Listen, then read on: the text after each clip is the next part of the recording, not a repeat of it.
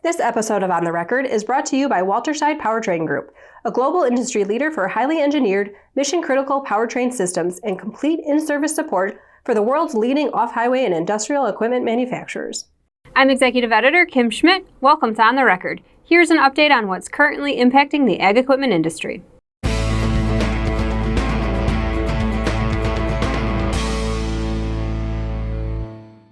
The major farm equipment manufacturers have turned to leasing machinery to offset declining demand for their equipment. According to an October Wall Street Journal report, more than one-third of the financed purchases of Deere high-horsepower tractors and construction equipment are being leased to farmers and builders. Leasing levels are about double the rate they were in 2012, when the U.S. farm equipment market was booming because of high crop prices. The report also pointed out that more than 40% of the high-horsepower tractors C&H has sold annually in the U.S. since 2014 have been leased, up from 25% in 2012.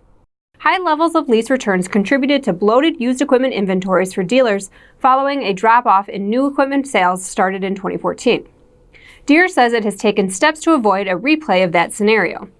During a conference call with analysts following the release of its fiscal year 2019 fourth quarter earnings, John Lageman, Deere's Senior Vice President of Ag and Turf Sales and Marketing, said, although the overall used equipment market continues to be quite stable, our lease return rates remain at elevated levels. At the same time, we've taken actions to reduce our matured lease inventory. First, we've adjusted lease residual values to better reflect the current environment.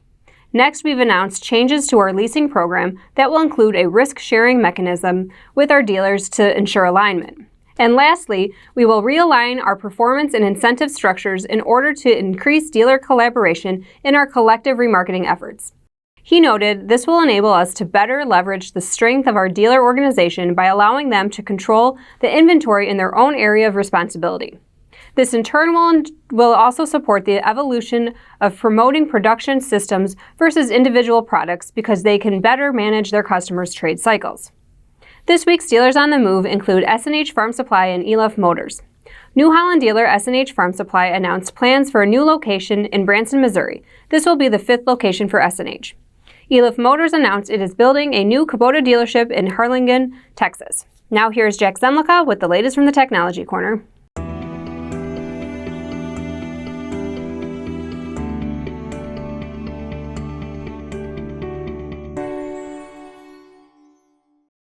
Thanks, Kim.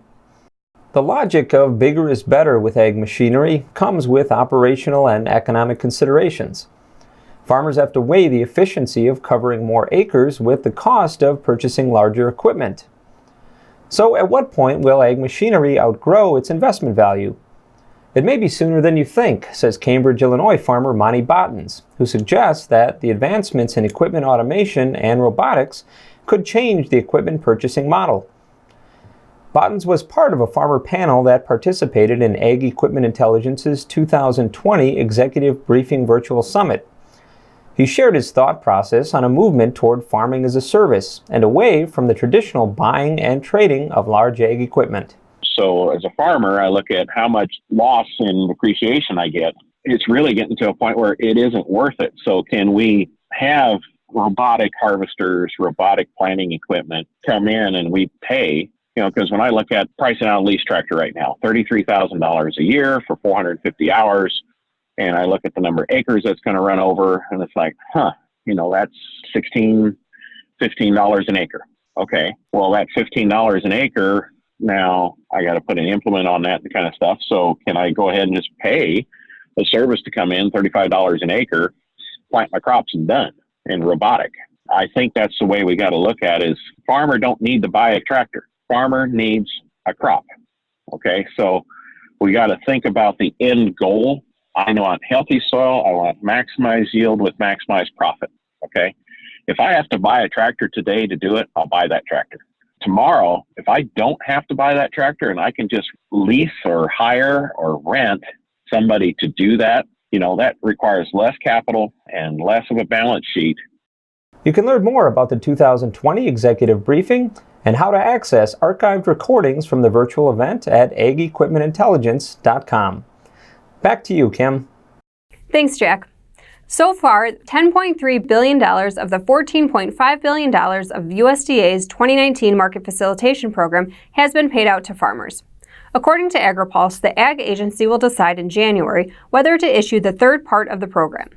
But there's no guarantee that farmers will see the other $4 billion or so of the payments designed to compensate those impacted by trade disputes.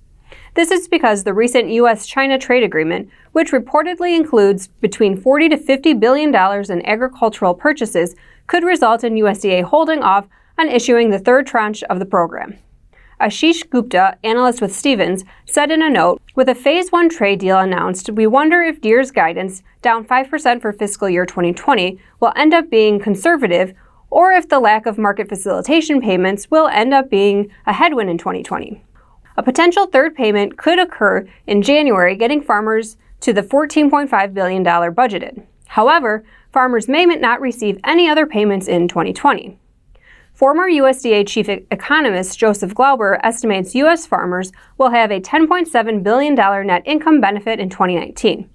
We do not believe Chinese purchases will be enough to offset lost MFP, said Gupta. If there are no further payments, we worry 2020 U.S. large ag could end up being worse than down 5% that Deere projected. Gupta also noted that as of December 16th, China had not confirmed that they would make the $40 to $50 billion in agricultural purchases. Whether net income from MFP, crop receipts, PLC, or ARC payments, we think farmers use net income to buy equipment, said Gupta. We believe profitable farmers are potential equipment buyers looking to shield taxes, regardless of the source of income. Thus, with the removal of MFP, we think there's a downside risk to current equipment demand forecasts. According to USDA's Economic Research Services most recent report, the 2019 forecast for net cash farm income is $119 billion.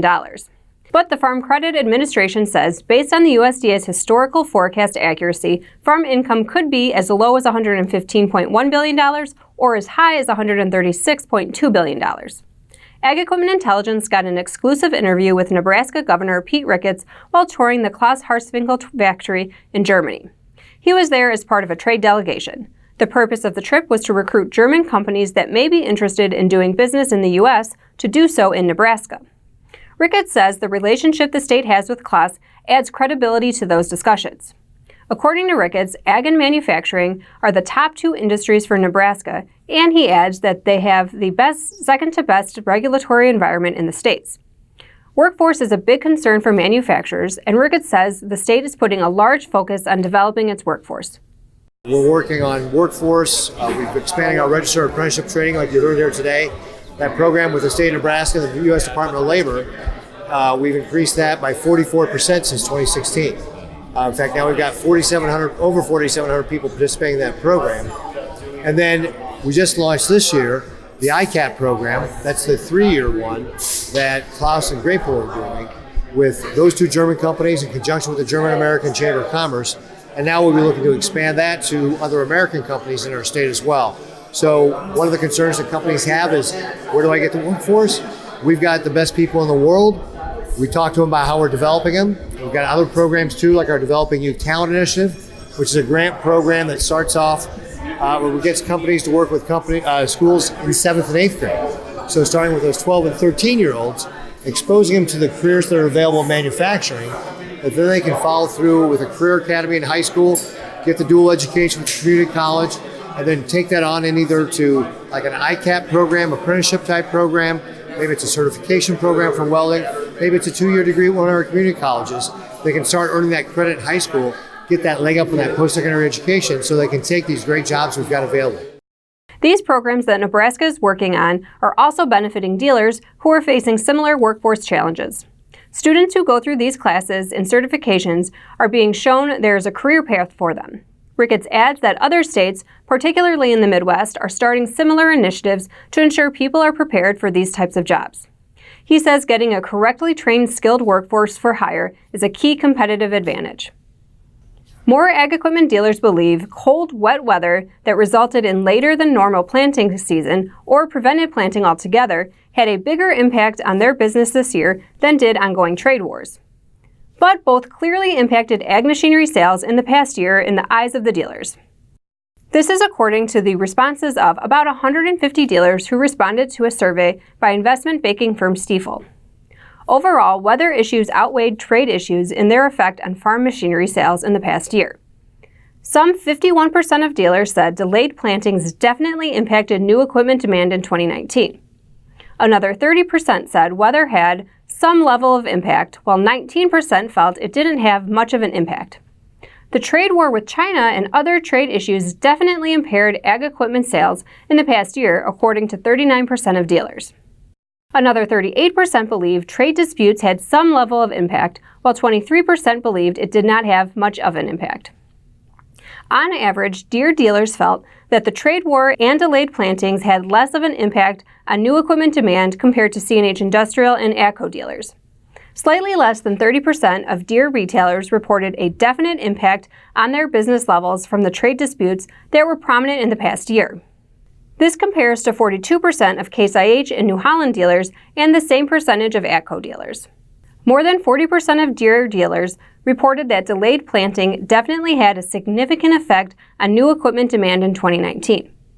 At the same time, 55% of CNH Industrial and AGCO dealers believe weather conditions that created problems for farmers getting their crop in the ground had a definite impact on equipment sales for the year. And now from the Implement and Tractor Archives. The early part of the 20th century saw exponential growth in the number of U.S. tractor manufacturers. In 1909, there were just 9 companies manufacturing tractors in the U.S. That number peaked at 186 in 1921, and by 1928 had dropped back down to 51. Today, there are arguably only 3 U.S. tractor companies remaining: John Deere, CNH Industrial, and AGCO. As always, we welcome your feedback. You can send comments and story suggestions to kschmidt@lestermedia.com. From all of us at Ag Equipment Intelligence, have a Merry Christmas and a Happy New Year.